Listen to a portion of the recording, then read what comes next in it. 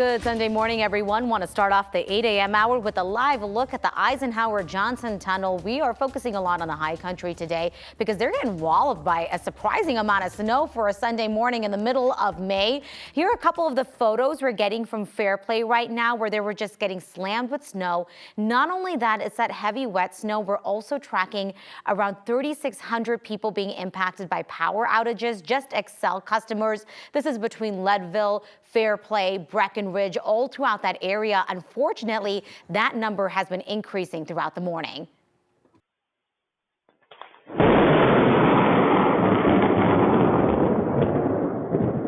And that is new video that is coming out of Conifer this morning, where not only is the snow piling high, they're also dealing with thunderstorm. You name it, Chris, and it is happening this morning.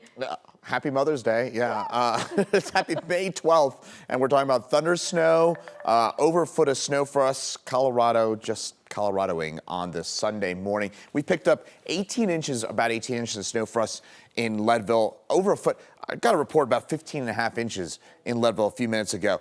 This is a lot of snow, and snows in Colorado in the mountains in mid-May. That happens.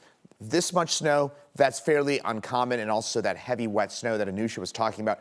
That is what's leading to those power outages, and it's going to be a very rough ride at or above pass level for today in the high country. Showers for us here in Denver and some rumbles of thunder, as you can obviously tell, mainly along and south of I-70. And we're seeing a lot of that activity right now. Starting to see some lightning up into Douglas County as well, but it's been mainly the west side of the metro area where it has been very busy for us on the Sunday morning. Mostly light rain in the Denver area, but west side of town, Golden, Arvada, down through Littleton, Morrison. I know it's been a loud morning for you. Evergreen, Conifer, we've had some thunder snow at times. Same for you into Bailey, as well as up to 85 a little bit into Grant. And all this cool, unsettled weather is going to kind of gradually move south and east, but then we'll see another round of showers and storms redevelop for the afternoon. Then that dissipates, and that will give way to a calmer day for tomorrow. Temperatures right now, we're in the 40s, Eastern Plains. We're heading up into the mid-60s. Cool, unsettled Mother's Day. Have those Mother's Day plans indoors, but tomorrow, more of an outdoors day. Details on that in my full forecast.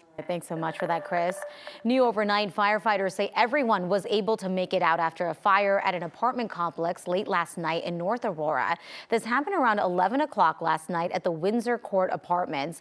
Fire crews jumped into action right away to contain that fire, while other crews were looking for missing people and pets. At this point, they said that everyone appears to have made it out okay, and there are no reports of anyone hurt. They were able to contain that fire to a first-floor apartment. The man accused of kidnapping and sexually assaulting an 11-year-old on her way to school in Aurora appeared in court on Saturday. A judge set a cash-only bond at $75,000.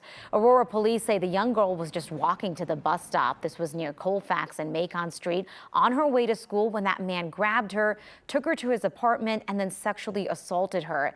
She escaped and then found a cell phone to call 911. Police say the girl told them what happened, where it happened, and who did it. Officers then confirmed her story and arrested 31-year-old Shukarani Molenda, who is a registered sex offender. He's going to be back in court on Thursday for the filing of charges on that latest case. A 15-year-old boy should survive after someone stabbed him Friday night in Aurora. This happened on South Peoria Street and East Archer Place, that's near the Aurora Hills Golf Course. Police say a man approached that teen, demanded his cell phone, and then stabbed the teen and ran off. Police say the teenager got himself to the hospital where he is recovering. So far, no arrests have been made. New this morning, the University of Colorado at Denver is confirming that there were some disruptions at graduation this weekend when pro-Palestinian protesters could be heard chanting. This is a look from their live stream from Saturday. This morning, the university confirmed to 9 News that students were escorted out of last night's ceremony after numerous warnings. Some chose to keep protesting in a designated area outside before leaving. They say no one was arrested, and the university said the disruptions to graduation were minimal. The Coliseum has a strict no indoor protesting policy, which a university spokesperson says was communicated steadily ahead of the ceremonies. Across the country, pro-Palestinian protesters were also taking their protests from the campus to graduation ceremonies. The University of Wisconsin spring commencement ceremony was also interrupted Saturday. That was by a small group of protesters. Students could be seen wearing Free Palestine caps and holding the Palestinian flag. Some students stood up in their caps and gowns before walking out of the ceremony. The disruption comes after protesters started to clear out the encampment on campus on Friday following an agreement with campus leaders. And dozens of soon-to-be graduates at Virginia Commonwealth University also walked out of their commencement ceremony Saturday morning during the governor's remarks. Organizers said the silent walkout is an objection to the governor's policies and rhetoric regarding LGBTQ+ community, racial literacy courses, and book bans, among other issues. At this point, it's not clear if the walkout is also related to the recent pro-Palestinian protests that were happening there. However, some protesters were heard chanting Free Palestine outside of the ceremony.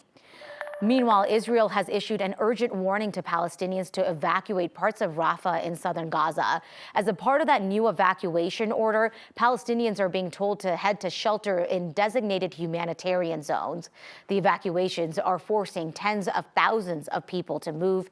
Israel's military could be preparing to advance on the city. Israel has already sent some tanks into Rafah and said for months that it's going to be launching a ground assault there. Turning to the economy, consumers are not feeling too great about it. In fact, according to the latest University of Michigan survey of consumers, they haven't felt this bad about it since November. According to the survey, consumer sentiment plunged 67%. That is a 13% drop from April standing. Economists were expecting a decrease, but not by that much. The survey found consumers are bracing for higher price increases as inflation is moving in the wrong direction. And then beyond that, Americans are also concerned about rising unemployment rates. McDonald's is working to introduce a value meal for its customers. It's coming at a time when lower-income consumers are pulling back on spending at fast food brands. According to two sources familiar with the potential new offerings, the fast food giant is working to create a $5 value meal in the U.S. to help counter those economic challenges. Sources say the meal could include 4 items, a McChicken or McDouble, 4-piece chicken nuggets, fries, and a drink. According to a person familiar with that process, there was an initial proposal that didn't clear the necessary hurdles. Now additional details are being discussed.